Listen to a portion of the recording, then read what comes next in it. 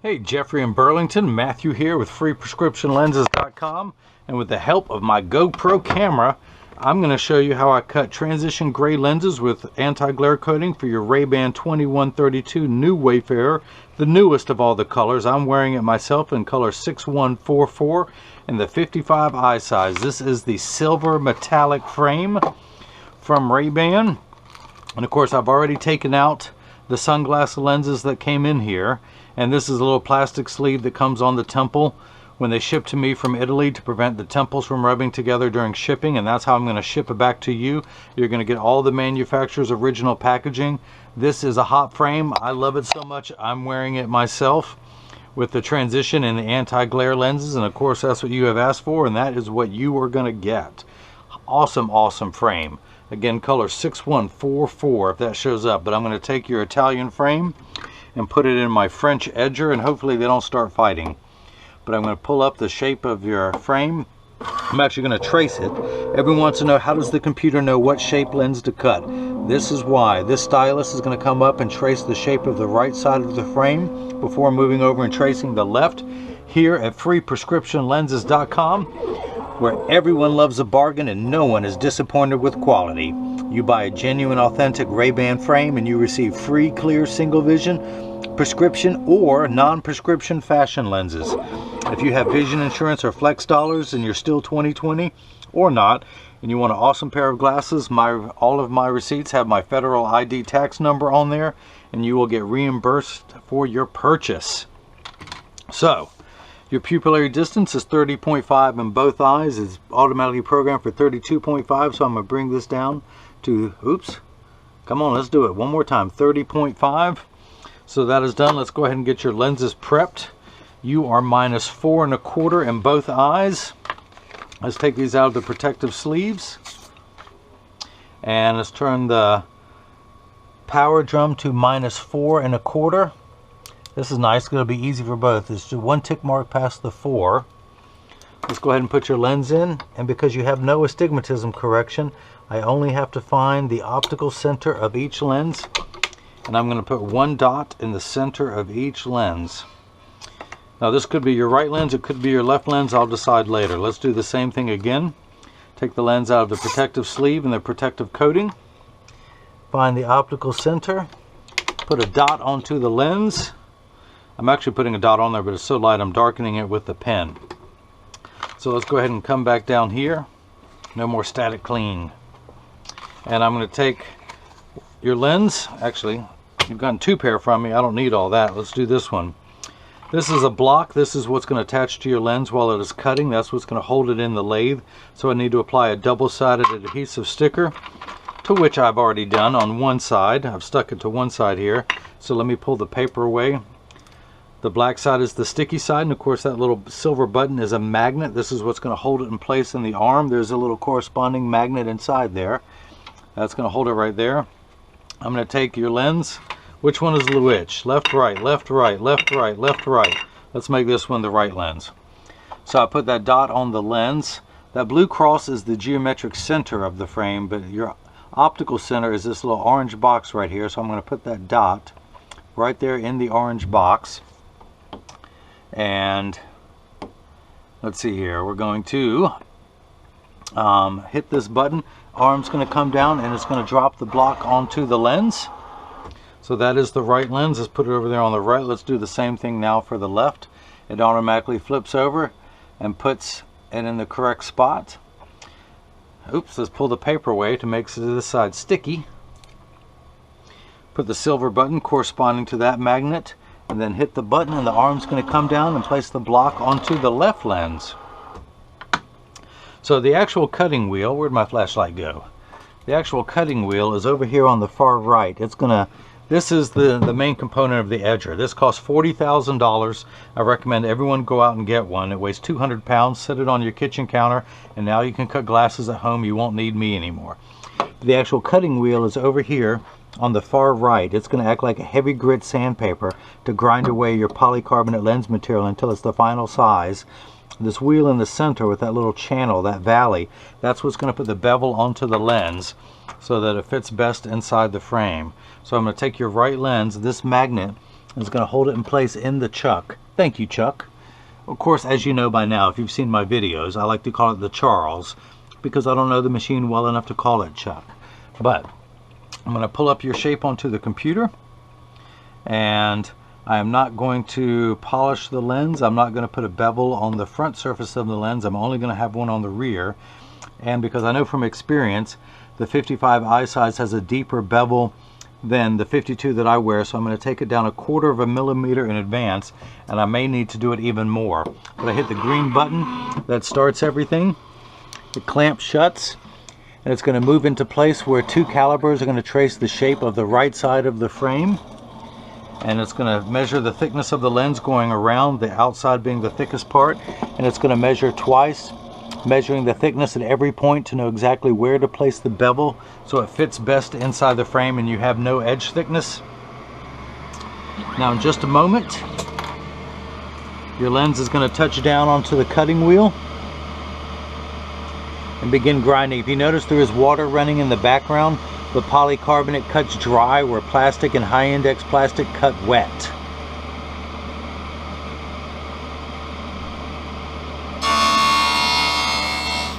Now your lenses are made out of polycarbonate. Polycarb is 40% thinner and lighter than regular plastic. It is virtually unbreakable. Your lenses are bulletproof up to 22 caliber. That's why they can stop my bullet-like fingernail from penetrating the lens. But it also has both UVA and UVB protection built into the lens. We know what the sun's harmful ultraviolet rays can do to your skin from overexposure, where your eyes are 8 times more sensitive than your skin. So you have permanent sunscreen for your eyes, which will never need to be reapplied, unlike the lotions, creams, and sprays that you have to reapply when you go outside. This is permanent. You notice how your lenses minify? You see the words in the background, and when I move your lens in front of that, it shrinks down the size of those lenses. Now your lenses are also aspheric. Not only are they thinner and lighter, but it has a much flatter curvature. So you won't get that ugly cosmetic fishbowl appearance. Now you have the transition lenses, which I'll demonstrate later, but you also have the anti-glare coating. The anti-glare coating is 3 features in one. The first feature is that it eliminates glare when driving, particularly driving at night in the rain, but from street lights, stoplights, computer screens, overhead fluorescent lights, street lights, all of that. The second feature, the reason why it has the moniker of ARC, it is an anti-reflective coating, which means that when it eliminates reflections. When someone's looking at you, they won't see their reflection in your glasses. You'll see just your eyes. So it makes for much better eye contact. Plus, if someone takes a picture of you with a flash, or if you take a selfie, you won't see the flash lit up in your lens. You'll see just your eyes. Now the third feature, this lens does not have it. That's why you can see the reflection. The third feature that I like, which is the practical side, is that it has the strongest scratch coating in the business. That is because of the machine that applies that anti-glare coating. And if you notice, your lens is completely flat. Now it's actually getting the bevel placed onto the lens, the knife-like bevel, so it will stay inside the bevel of the frame, the little groove that goes around. But as I was saying, the machine that applies the anti-glare coating costs well over $1 million. It takes 24 hours to apply 7 different layers. It literally vaporizes 7 different coatings onto your lenses. And because of the time and the expense of doing so, that's why they put the strongest scratch coating in the business to protect their investment. Now if you just notice, water began spraying onto the lens. It only does that for the last 20 seconds of the cutting cycle to wash away any optical debris that may be on your lenses. Now in just a moment, an arm from the bottom of the screen is going to pop up, and there's a little blade on there that looks like a wheel on a Dremel tool. That is what's applying the safety bevel. It's just going to smooth out the rough surfaces on the back surface of the lens should they ever come in contact with your face, although you will have no edge thickness with these lenses. You have a fairly strong, higher than average prescription. And of course you've got a different color frame from me in the past, so you'll be able to pop these lenses in and out into the color that you have now. So let's go ahead and take your lens out of the chuck. The other nice thing about that anti-glare coating is it's a hydrophobic coating, meaning that it hates water. Nothing bad's going to happen should water come in contact with it. You saw it spraying on there. You see this little white residue I'm scraping off? This is called Schwarf. It is optical sawdust. May the Schwartz be with you. But it's not. I'm scraping it off. But I'm going to now try and mount your lenses to see if they fit. I'm going to tuck them in at the outside corner first and then press down. It's not even close to fitting. So let's put this back in, and I'm going to take it down a good amount. Let's go ahead and do it up to 0.60 of a millimeter. That is 0.6 of a millimeter. And to all my American friends who have no clue what a millimeter is, it is the distance between my thumbnails. I'm going to take 0.6 of that distance off, going around the circumference of the lens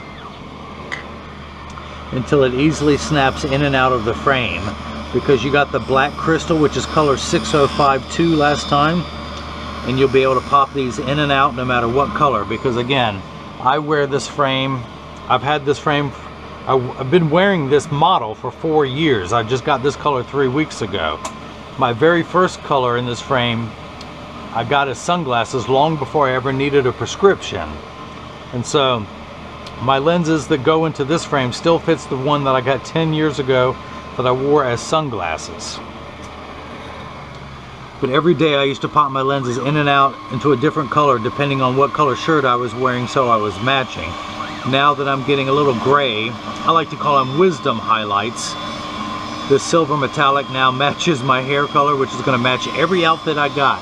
So for the last 3 weeks, which I've never done before, I've worn the same color every day, setting new records even for a new Wayfarer.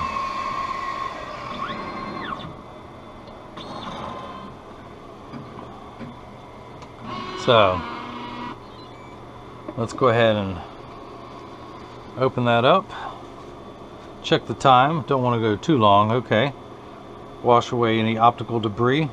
And let's go ahead and get this lens mounted. I'm going to tuck it in at the outside corner. Hang on, one more little piece on the back surface. Come here, you. Let's wash away that debris. And tuck it into the outside corner, and using my thumbs, I press down at the nose. It snaps right in, so let's go ahead and do the same thing for the left lens now. I'm going to put it in. I'm going to take it down just a little bit. Let's flip that over to L, and I'm going to take it down a little bit more and hit start. And the first thing that's going to happen, the clamp shuts.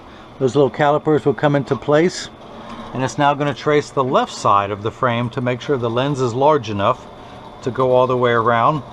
And of course it's measuring it twice to measure the thickness at every point, to know exactly where to place the bevel so the lens best fits inside the frame to give you the best cosmetic value. Because as you will see, hang on, I got some Schwarf on there, you have no edge thickness protruding out of your frame, and you have a higher than average prescription and you see no edge thickness. That's because I get the thinnest lenses possible for you. Now I'm going to go ahead and pop this off. I'm going to leave that red dot on there, and of course there's no way I can get your prescription wrong on a spherical lens. So I'm just going to go ahead and measure, and I am getting -4 1/4. What'd I do with my flashlight? Come here, flashlight. Where'd you go? Where'd you go? I couldn't have lost the flashlight that quickly.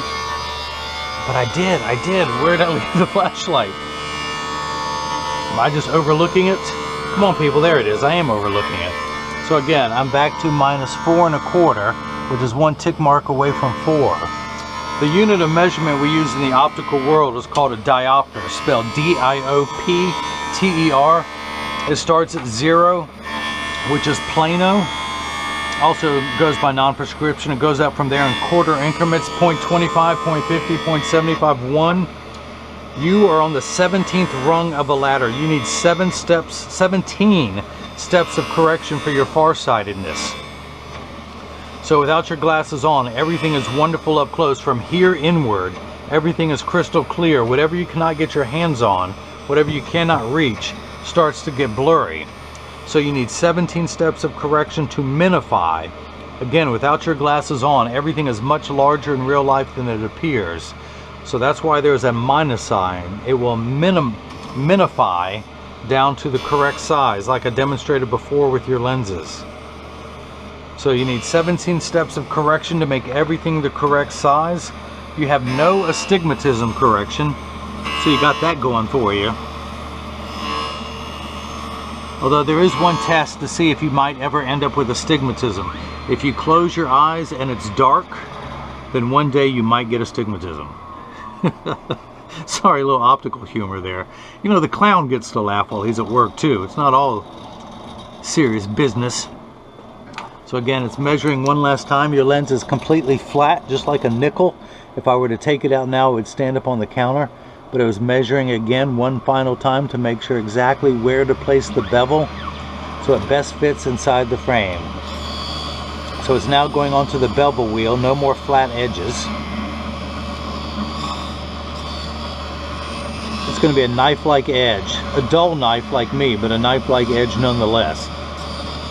Although your lens will be so sharp that it will be able to cut wet tissue, providing that you soak the tissue in a bucket of water overnight and then press down really, really hard with your lens with all your might and a hammer.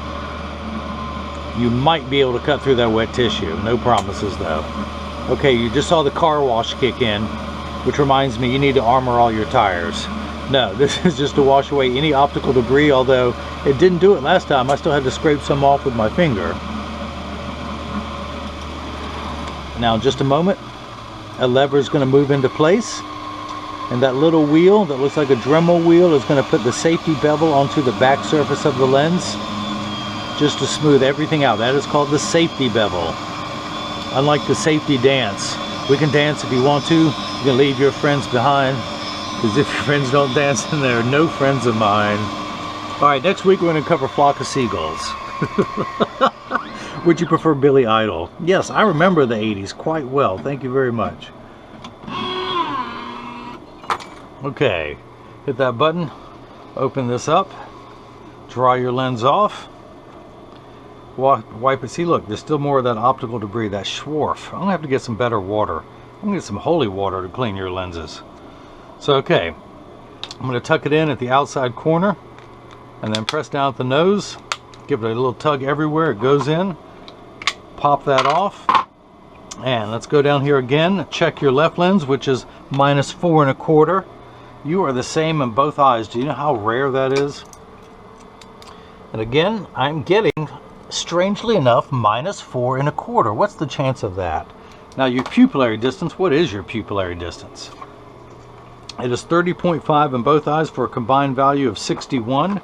So I'm going to turn the card around, place the 0 on my PD stick against your right lens, and when we hold it up to the left lens, we're getting 61, so that is made perfectly. I couldn't have done that any better if I had cut this myself.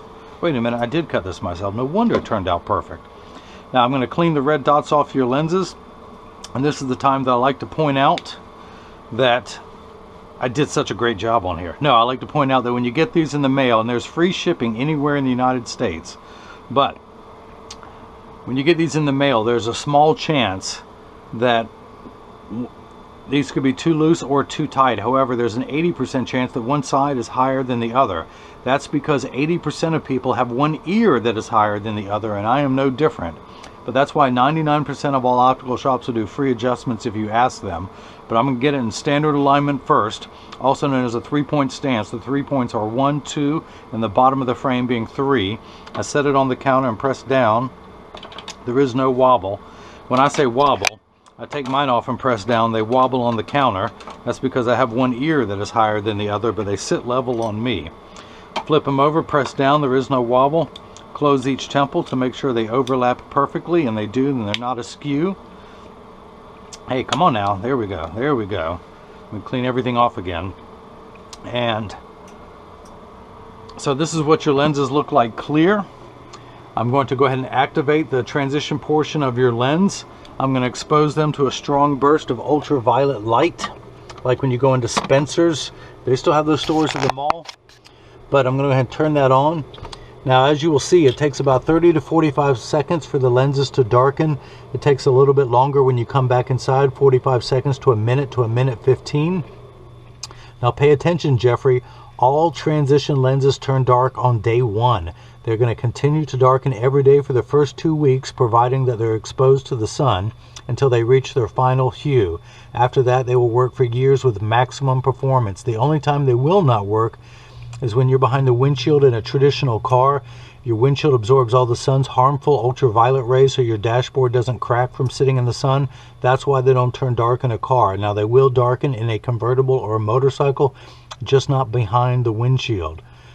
Now, they're also temperature sensitive, meaning they work best in cooler weather than in the upper 90s to 100s. I like to remind everyone, when it's 100 degrees outside, you're miserable, they're miserable, your glasses are miserable. No one likes to work 100% when it's that hot outside. So this is the first time they have been activated. They're going to continue to darken. Now, if anyone has any questions about what I can or can't do, just email me at freeprescriptionlenses@gmail.com. Jeffrey in Burlington, I hope you enjoyed watching as I cut prescription lenses with the Transitions Gray and Crizal anti-glare coating for your RayBan. Hopefully this shows up with the metallic. It is the RayBan 2132 new Wayfarer, size 55 in the color 6144. And hopefully everyone else has got the chance to see how I bring that love and feeling back to glasses. Thank you.